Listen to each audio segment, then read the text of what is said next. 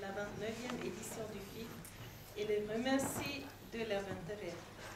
Je regrette ne pouvoir les saluer en personne des circonstances particulières. Suppression des trains en Suisse romande. On est la cause. Le festival met en scène des événements graves, la défense de la liberté, les images de conflits en cours tels que celui qui détruit la Syrie, les droits des peuples indigènes à propos des populations d'origine de l'Amérique du Nord. C'est un signe de temps et par là s'affirme la modernité et l'actualité du FIF. Il présente aussi des aspects plus légers. La légèreté de l'intérêt n'est pas toujours insoutenable. Il montre de l'humour, de l'érotisme et dans sa diversité reflète bien les préoccupations de notre société.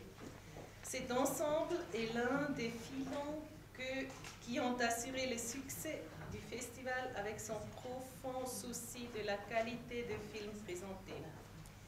C'est à titre que je me réjouis de préfacer cette nouvelle édition et que je vous souhaite, en plus de l'intérêt professionnel, que vous y trouverez un véritable plaisir au Festival international de films de Fribourg. François Nordmann. On va vous montrer le Trailer.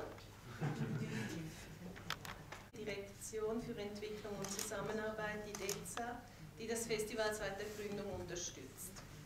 Mit ihrem Beitrag fördert die DEZA gezielt Filmemacher aus dem Süden und Osten und ermöglicht diesen den Kontakt zu Filmschaffenden und Produzenten aus anderen Ländern. Nach einer sorgfältigen Evaluation im letzten Jahr bestätigt die DEZA das Engagement für das FIF für die Jahre 2015 bis 2018. Dieses Jahr können wir dank diesen Beiträgen alle Filmemacher aus dem Lang- und Kurzfilmwettbewerb einladen. Das sind 32 Filmschaffende aus 26 Ländern. Das FIF wird weiterhin vom Bundesamt für Kultur, von der Loterie Romand, der AGLO, dem Kanton und der Stadt Freiburg subventioniert. Auf privatwirtschaftlicher Ebene wird das FIF weiterhin von der Freiburger Kantonalbank, dem Mikrokulturprozent und weiteren Freiburger Unternehmen gesponsert. Die Medienpartnerschaften mit Publicitas Cinecom, RTS, La Première, La Liberté, SRG, SSR, Freiburger Nachrichten, Lepto, TV5 Monde, Radio Fribourg und der WOZ konnten erneuert werden. Im Namen des Festivals danke ich hier allen Partnern für die kontinuierliche Unterstützung.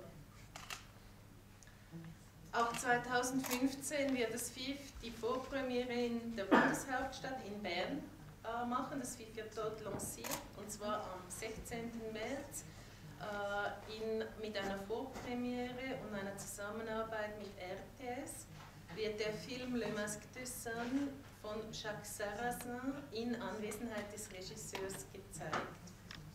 Am 21. März eröffnet der neue Direktor der DEZA, Manuel Sager, das Festival an einer feierlichen Eröffnung hier in Fribourg. Bespielt werden auch dieses Jahr die Kinos Gapsine und Rex. Im Festivalzentrum in der Ancienne Gare gibt es das FIF-Restaurant, der Treffpunkt von filmschaffenden Mitarbeitern und Gästen und der Ort für Partys am Abend. Außerdem wird das Programm mit Rahmenveranstaltungen in die Stadt ausgeweitet, aber das überlasse ich meinem Kollegen Thierry Jorin, der das jetzt ausführlich erklären wird. Merci beaucoup. Quelques minutes d'attente de plus malgré les problèmes techniques. Peut-être qu'il y a une malédiction qui plane, qu'on va tout de suite lever. On m'a donné 25 minutes pour vous présenter le programme. Je pense que je ne vais pas y arriver, mais je vais aller très vite et vous poserez des questions ensuite. Il y a quand même beaucoup de choses à dire. J'aimerais commencer par vous présenter la bande-annonce du film d'ouverture.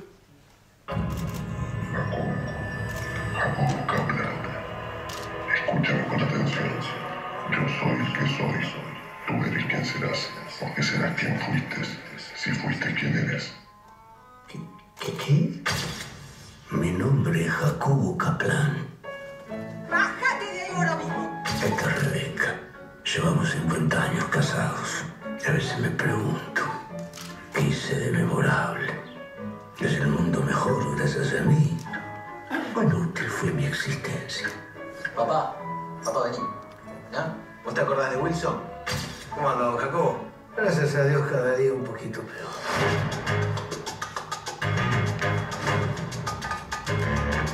Esta semana un semanario francés reveló la noticia de la existencia de un posible nazi.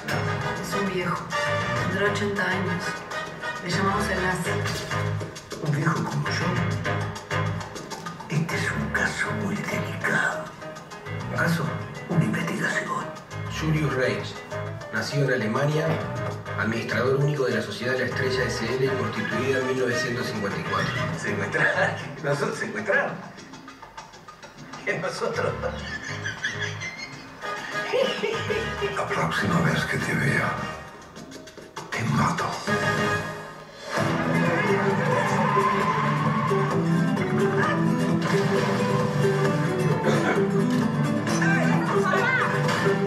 Tengo localizado al jefe de la banda. ¿La banda? ¿Qué banda?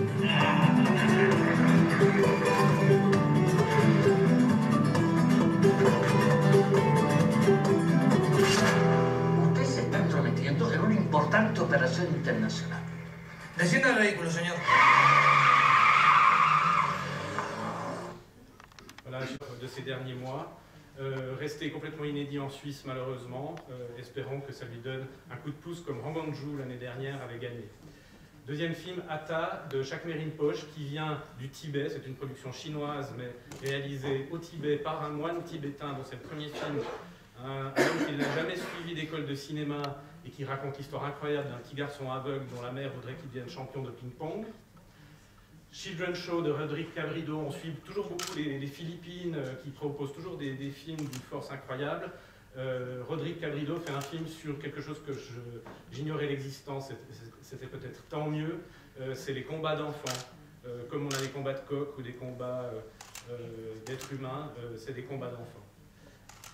Corn Island, retour de Georges Ovachvili qui avait gagné en 2010 avec The Overbank. Le film a gagné le Grand Prix à Karlovy Vary. Georges a voulu nous réserver cette première Suisse. C'est d'ailleurs, comme le film d'ouverture, un film qui a été soutenu par Vision Sud-Est, le Fonds suisse d'aide de la DDC, où Le Carnot, Vision du Réel à Lyon et Fribourg sont associés. Flapping in the Middle of Nowhere, un premier film vietnamien sur l'avortement. Gonzales, c'est un film qui a un peu une exception, il y a deux exceptions à la règle dans cette compétition. Vous voyez qu'il est de 2013, normalement on prend des films de 2014.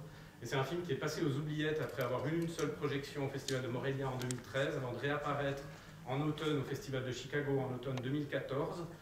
Quand on l'a vu, on s'est dit que c'était pas possible. Et donc on est la première européenne d'un film qui a 2 ans. Et je trouve que c'est le rôle d'un festival d'aller sauver des films qui montrent un talent fou. C'est un premier film. C'est un film sur les arnaques dans les milieux évangélistes au Mexique. Life Maybe, autre exception, Maniac Barry, Mark Cousins. Alors Maniac Barry ne vit plus en Iran et pour cause. On avait présenté ses 2 derniers films au festival, et notamment From Tehran to London, où on expliquait qu'elle avait dû quitter le pays précipitamment. Je pense que c'est le rôle d'un festival de continuer à présenter des films de cinéastes comme des Iraniens, qui ne peuvent plus tourner dans leur pays, mais qui continuent de contribuer à leur cinématographie nationale, avec des films qui sont aussi formidables que celui-là. Ce film est donc une première Suisse qui a fait beaucoup de festivals, que j'espérais avoir l'année dernière. Ils espéraient pouvoir partir à Cannes, Cannes ne les a pas voulu. C'est un documentaire épistolaire où Mark Cousins et Maniac Barry s'envoient des lettres vidéo. Scène de Lars, réalisé par un autre couple à la ville, comme derrière la caméra. Un film de République Dominicaine qui se passe en République Dominicaine avec Geraldine Chaplin. C'est un film sur le tourisme sexuel en République Dominicaine avec une vraie magnifique histoire d'amour et je pense un des plus beaux rôles de Géraldine Chaplin. Taxi de Jafar Panahi qui vient de gagner l'Ours d'Or à Berlin. Je suis particulièrement content que le distributeur Filmcopy ait choisi Fribourg pour tout de suite montrer le film en compétition. Je pense que s'il fallait jusqu'au dernier moment trouver une comédie pour entrer en résonance avec le reste du programme dans la compétition, c'est celui-là. Je viens de relire les sous-titres français, rien qu'en les lisant, c'est vraiment d'une drôlerie absolue et il dit des choses qu'on n'imagine pas pouvoir entendre dire en Iran. The Honors d'Adilkhan Mirjanov, c'est un cinéaste qui était en compétition l'année dernière avec un film qui s'appelait Constructors. Il a été à Cannes avec ce film-là. Là aussi, resté inédit. Pour moi, c'est une sorte de burlesque, d'absurde kazakh. Une grande signature en train de naître. C'est son deuxième film. Presque le même sujet, mais en couleur et en mieux que Constructors. The Valley de Rassam Salab, cinéaste libanais, bien connu de plein de festivals, notamment Locarno, il a été sélectionné 2 fois. C'est une sorte de thriller qui se passe dans la région de la Bekaa, où l'aspect cinématographique et aussi le fond, cette espèce de mystère constant, montre vraiment la grande signature de Rassam Salab. Et puis enfin Tib, qui est un film jordanien, malgré toute sa production et sa coproduction. C'est un film qui va sortir, c'est aussi un film qui a été soutenu par Vision Sud-Est, comme The Valley d'ailleurs. Il y en a 4 en tout. Je veux dire que le niveau de Vision Sud-Est est vraiment... j'ai l'impression qu'il s'est amélioré, ou que les grands cinéastes ont compris que ça existait, que ça pouvait les aider. C'est donc l'histoire d'un enfant en 1915, un enfant bédouin, au moment où l'armée anglaise, les maraudeurs, les voleurs, etc., trafiquent dans les déserts. C'est un film absolument sublime qu'on présentera aussi aux enfants dans les scolaires. On en reparlera.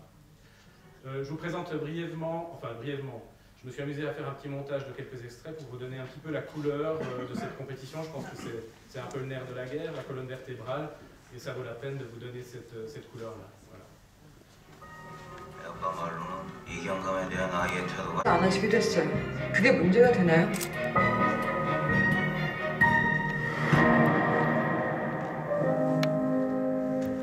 아무도 필요 없어요. 소장님만 있어요. 我看得见，你看不见。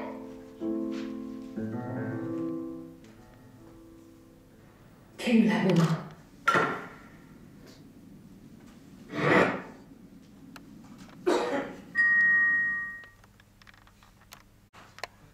Programme numéro 2, avec des films du Chili, de l'Irak, d'Afrique du Sud, Monténégro, Argentine, Ukraine.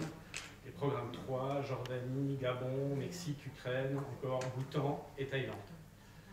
Ensuite, le jury des courts-métrages est composé de Élodie Brunner, productrice chez Box Productions, de Guillaume Minguet qui s'occupe du programme Produire au Sud à Nantes, et de Bettina Oberly qui nous fait l'amitié de venir comme juré pour les courts-métrages cette année. Hors compétition, assez léger, comme tout le reste, vous le verrez, est assez chargé, on va dire. D'abord, un documentaire qui a été réalisé à partir, c'est un essai documentaire de 30 minutes réalisé à partir de la rétrospective iranienne qu'on a fait l'année dernière. Le film a été présenté jeudi soir à Toronto, puisque cette rétrospective iranienne est diffusée en ce moment pendant 1 mois à la Cinémathèque de Toronto. Et donc, elle s'est basée sur cette rétrospective pour faire son film, auquel on collera un film très rare de 45 minutes d'Amir Naderi, absolument sublime, qui s'appelle Waiting, et qu'on peut presque considérer comme un film érotique iranien. Si vous allez le voir, vous comprendrez pourquoi. Ensuite, on ne lâche pas nos amis. Je pense qu'il faut garder des contacts avec les gens de la famille. Donc Wang Bing qui revient régulièrement. Wang Bing a présenté 2 films très particuliers au Centre Pompidou, où il avait un hommage l'année dernière. Trace et Father and Son. Trace dure 30 minutes, Father and Son 90 minutes. Particularité, dans les 2 cas, c'est un seul plan. Et même dans Father and Son, un plan qui ne bouge pas. Donc voilà, c'est un peu l'expérience extrême cinéphilique du festival cette année. Section parallèle, donc vous connaissez déjà, j'en rajoute pas sur le contexte, sur pourquoi on a choisi ceci ou cela. Simplement, je vous présente les films qui ont été sélectionnés pour cette Terra Erotica, ça n'a pas été facile. La comédie qui a eu le plus grand succès en Argentine, qui est une comédie échangiste. Enve Kulitzomer qui avait gagné le prix du meilleur réalisateur et de la meilleure actrice à Rome en 2013 avec Jean-Marc Barr. Celestial Wives of the Meadow-Mary, qui est le film qui m'a vraiment décidé à me lancer dans cette aventure du film érotique. C'est on va dire une alignée de sketchs autour d'une population qui s'appelle les Maris, qui se trouve en Russie, à l'ouest de la Russie. C'est vraiment un espèce d'hymne à la femme, à la beauté et au plaisir féminin absolument sublime. In Search of the Ultrasex, autrement appelé Message à caractère pornographique, qui était donc un objet tout à fait particulier fabriqué pour les 30 ans de Canal+, à partir de 2500 extraits de films pornographiques des années 70-80. Nicolas et Bruno, qui avaient l'habitude de faire Message à caractère informatif, à partir de films d'entreprise, ont essayé de raconter une histoire, de coller leur voix, et ça donne quelque chose de tout à fait étonnant qu'on présentera jeudi soir au Frisson, dans le cadre de la rencontre annuelle entre le FIF et Frisson fait son cinéma. Little Surfer Girl, un film brésilien sur l'histoire vraie d'une call girl qui tenait un blog et qui s'est retrouvée chez Oprah Winfrey. Longing for the Rain, c'est un des deux films que je suis particulièrement content d'avoir trouvé. C'est un film fait par une femme d'abord, et ensuite c'est un film sur le plaisir féminin, et ensuite encore c'est un film chinois, comme vous le voyez, qui avait été primé à Rotterdam l'année dernière, film absolument sublime, et qui avait lui aussi disparu un peu dans les oubliettes. Néa de Lélie Kaplan, obtenu grâce à un fervent amateur de films étrangers tournés en Suisse. Donc ce sera dans le cadre de Passeport Suisse, on va présenter ce film. Lélie Kaplan, c'était une grande cinéaste, et c'est la seule commande qu'elle a réalisée dans sa vie. Après le succès d'Emmanuel, on lui a proposé d'adapter un autre bouquin d'Emmanuel Arsan, qui s'appelait Néa, et de le situer dans les milieux des libraires genevois. Et donc c'est l'érotisme au pays du calvinisme, avec Samy Frey et Micheline Prel tout nus. C'est vraiment du vrai grand cinéma, on n'est pas du tout dans l'érotisme cheap des années 70. Nymphomaniac Director's Cut, je trouvais normal de le remettre parce que d'abord quand on remet des films un peu difficiles dans le cadre d'un festival, les gens le redécouvrent. Ensuite parce que c'est le Director's Cut qui fait vraiment au cinéaste. Et enfin, je trouvais intéressant que des cinéastes aussi importants, ce sera la même chose, vous verrez, pour la comédie, des cinéastes importants se frottent, si j'ose dire, à un genre comme l'érotisme et essayent d'apporter quelque chose. Playboy Bong, une comédie sud-coréenne qui appartient pour une part à un sous-genre sud-coréen assez typique qui s'appelle la bikini comédie. C'est une histoire de tournage de film comme on a eu dans les années 70 en France, par exemple Attention les yeux. Et le réalisateur est tellement heureux, parce que le film date déjà de 2013, tellement heureux qu'on montre son film qu'il a décidé de venir par ses propres moyens et il sera là. C'est un garçon tout à fait extraordinaire et drôle pour présenter son film en première internationale, puisque le film n'a jamais été montré hors de Corée. Scarlet Innocence, autre film sud-coréen. La Corée du Sud est le pays le plus libre au niveau de ce sujet, où il y a le moins de culpabilité, de puritanisme comme on peut en trouver en Occident. Et donc on passera ce Scarlet Innocence, première européenne, qu'on trouve déjà dans les avions. Là je reviens de Toronto, il était déjà en programme d'avion. Mais enfin c'est toujours mieux de le voir sur grand écran. Et c'est typique du thriller érotique comme ça a pu se faire, c'est Basic Instinct en mieux et en sud-coréen. Señoritas de Lina Rodriguez, l'autre film réalisé par une femme sur le plaisir féminin. Lina viendra aussi, et comme vous le voyez, là aussi, comme pour la cinéaste chinoise, c'est un pays pas forcément évident pour ce genre, c'est la Colombie, et je suis très content que Lina nous rejoigne pour quelques jours pendant le festival. The Smell of Us de Larry Clark, il fallait de toute façon, je pense, montrer la face cachée ou la face visible de la Lune dans le cadre de cette rétrospective. Larry Clark est une des personnes qui a le plus réfléchi sur la question de l'érotisme, de la représentation du corps. Et donc, The Smell of Us, son dernier film, est présenté en parallèle à l'exposition Tulsa, qui est au Friard à partir du début du festival aussi. Too Much Flesh de Jean-Marc Barr et Pascal Arnold. Pourquoi? Parce que avec Nymphomaniac et And They Call It Summer, il y avait déjà deux films avec Jean-Marc Barr. Et puis je me souvenais, quand j'étais journaliste, de la gentillesse de ce gars, de son discours vraiment très intéressant sur l'érotisme, le plaisir, la représentation de la chair au cinéma. Donc je l'ai contacté, il viendra pour faire une masterclass le dimanche sur voilà, l'érotisme au cinéma aujourd'hui en Occident. Et il a suggéré qu'on pourrait projeter son Too Much Flesh, qui est à mon avis son meilleur film. Et enfin, je mets le Waiting, vous verrez pourquoi. Et Itumama Tambien, pour rappeler qu'avant Gravity, Alfonso Cuarón avait d'autres moyens d'aller au 7e ciel. Et donc, il y a une version restaurée de Itumama Tambien, qui est quand même un des grands beaux films populaires érotiques de ces 10-15 dernières années. Et c'est vraiment un plaisir de le remettre. Donc, cinéma de genre, c'est 15 films, masterclass avec Jean-Marc Barr. Il y aura une rencontre après Néa, le lundi après-midi, avec Eddie Stöckli, propriétaire du Cap Ciné, et aussi de beaucoup de de cinéma de Suisse. C'est un homme qui a fait fortune avec le cinéma porno et qui viendra raconter ces années extraordinaires où la Suisse avait un rapport assez étroit, si j'ose dire, avec l'érotisme et la pornographie. Ensuite, exposition Larry Clark à Friard, exposition Robert Heineken qui a déjà commencé à Friard, je vous conseille d'aller voir. Et enfin, je vous signale que donc Terra Erotica 1 s'appelle comme ça parce qu'il y aura un deuxième volume à Neuchâtel en juillet. Anaïs Emery a accepté ma suggestion qu'elle prenne des choses un peu plus excessives que ce qui est présenté ici. Ensuite, décryptage, pouvez-vous rire de tout. Donc je rappelle que c'est un titre qui n'a pas du tout, c'est une section et un titre qui sont travaillés depuis 1 an.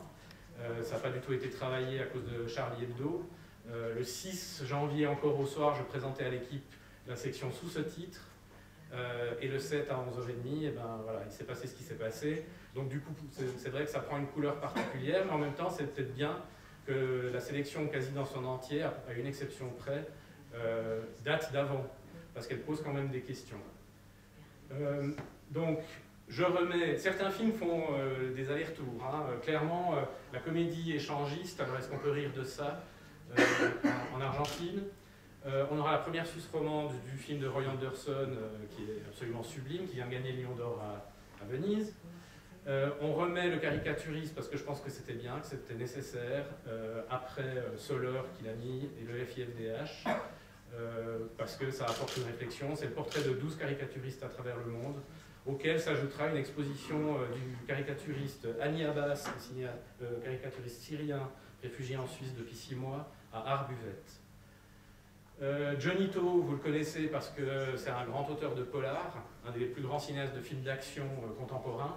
Mais en fait, ce qu'on sait moins ici, c'est que pour payer ses films sérieux, il fait des comédies romantiques, qui est le genre le plus prisé en Chine.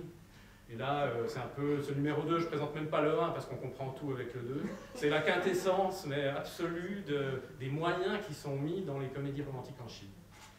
Filmistan, une comédie proche de Bollywood, mais tournée de manière indépendante, mais avec le système bollywoodien, une comédie sur le terrorisme islamique au Pakistan.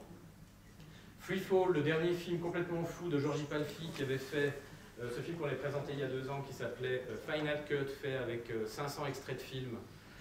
Et donc Freefall, c'est pour Fifi de couleur 3, que j'ai vu l'autre jour, le meilleur film de l'année déjà. Gueros, un film sur les étudiants au Mexique en 1999.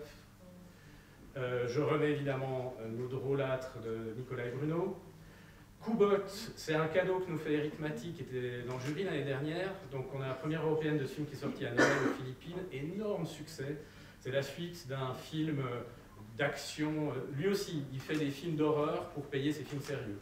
Et donc là, c'est le film d'horreur comique. C'est des vampires, ça vient de la mythologie philippine. J'en dirai encore un mot tout à l'heure.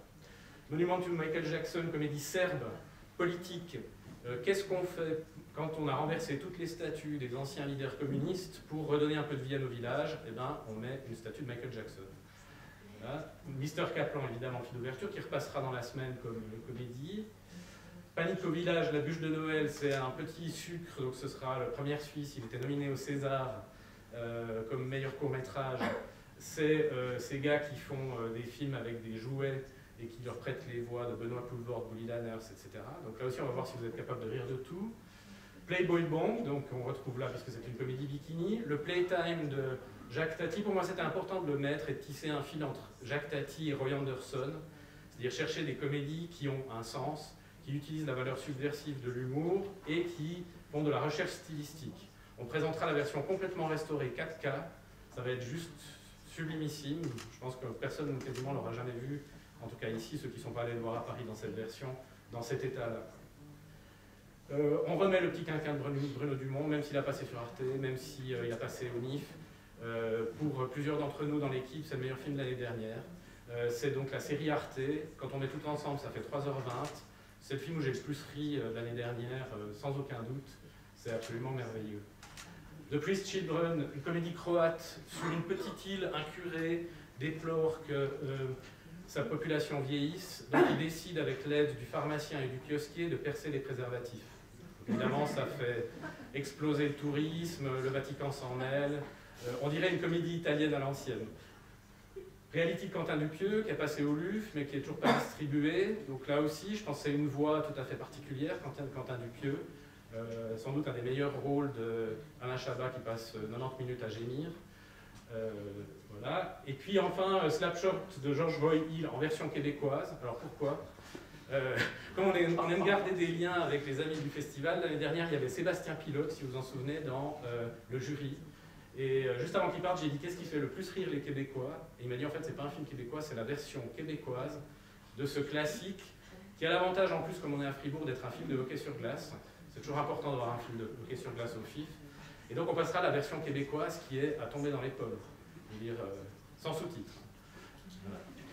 Donc décryptage, c'est 18 films, avec une journée think tank le lundi 23 mars pour les professionnels et le public.